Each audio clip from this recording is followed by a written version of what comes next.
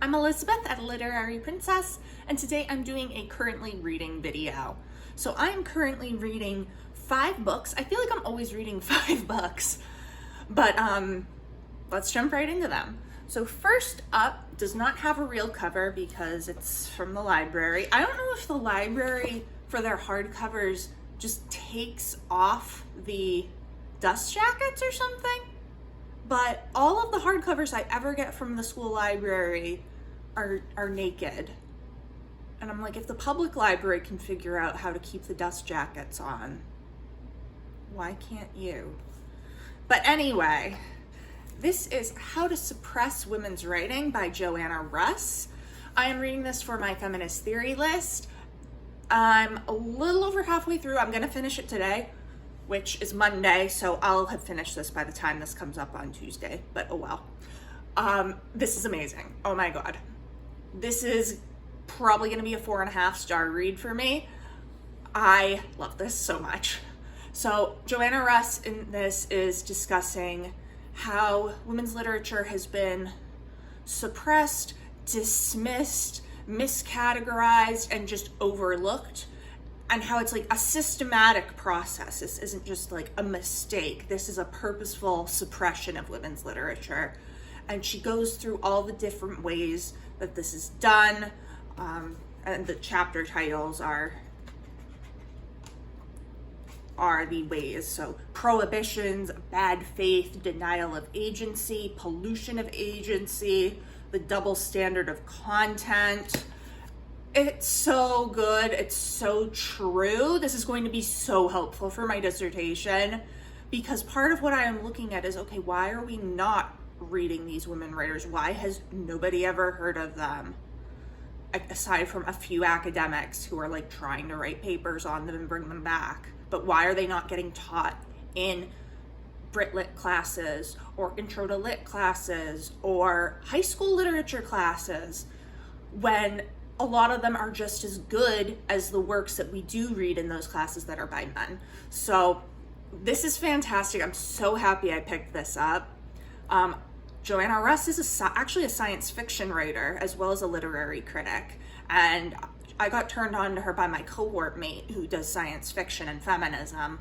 So I'm so grateful to him because this is great. All right, next up is one that I have barely read any of it all. This is The Idiot by Elif Batuman. I've been wanting to read this for ages. It's been sitting on my shelf for years, and then I guess it was kind of starting a few months ago. Everybody here on BookTube seemed to start reading it and loving it. And I'm like, I want to be on the train too. I want to read it and love it and not have to just sit and read my schoolwork. So I finally picked it up at the end of August, but I'm only 44 pages in because I have had one session to sit down with it. But so I can't even like say if I like it or not. This is about a young woman who's starting her first year of college at Harvard. Celine. She's the daughter of Turkish immigrants.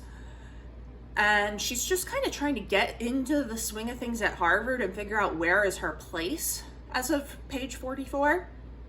And again, it's not soon enough to, like, it's not late enough in to say what I think of it. It's only 44 pages.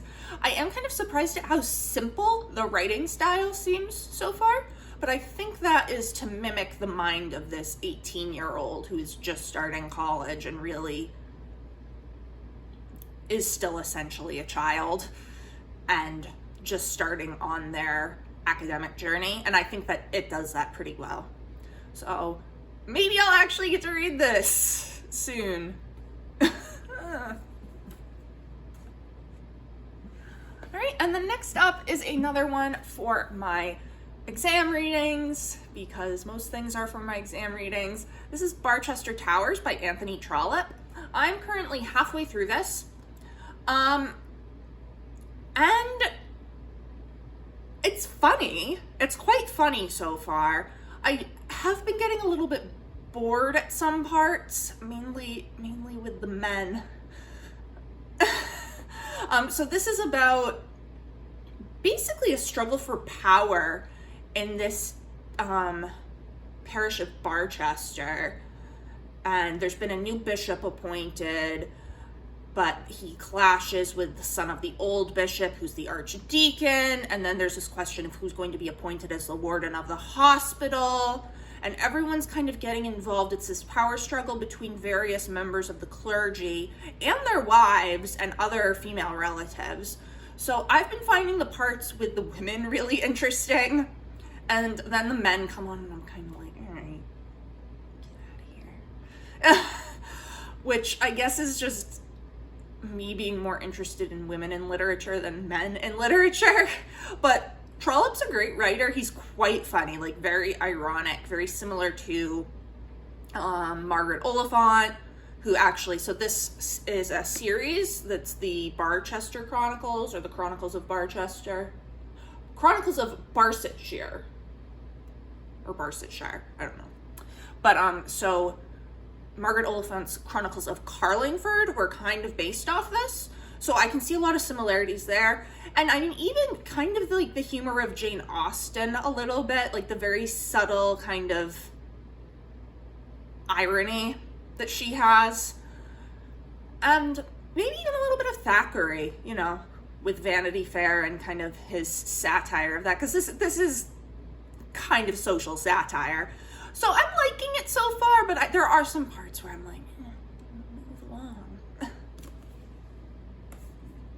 All right, and then I have two that are on either Kindle or audiobook. So first up is The Story of Elizabeth by Anne Thackeray Ritchie. So this is also for my exams, and I just added it because clearly I need to be adding things to my exam lists. No, I do not.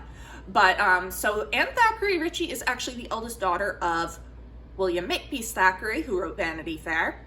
And this is her first novel. The Story of Elizabeth is the story of a mother and daughter, from what I can tell so far. I'm literally only a chapter in, so it's like, how much can I really know? But, and Goodreads doesn't have a summary on here.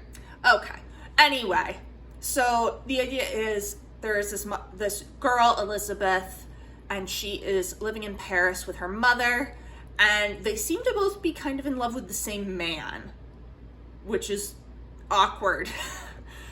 But like I said, I'm only a chapter in, so I have no idea where this is going from here, but I'm excited to see. And it's also extremely short, so even though I am adding things to my exam lists, it's still short.